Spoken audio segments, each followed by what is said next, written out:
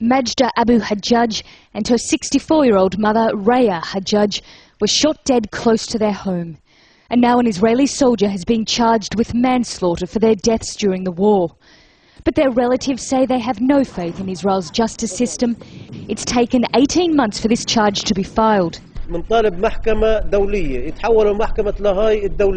we ask for the Israeli to be sent to an international court. All the international organizations believe the Israelis are killers, especially the Goldstone report. There was a group of 28, including 17 children, raising a white flag.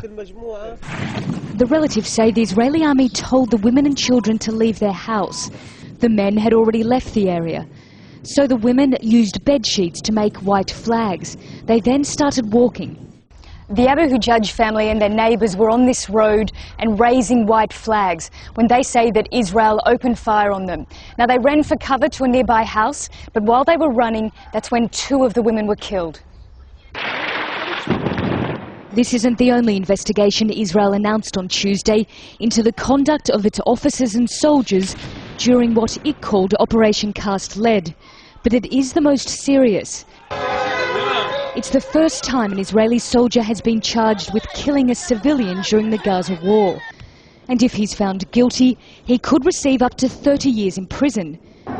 Palestinian human rights groups say there are hundreds of cases like this, but taking them to court is difficult.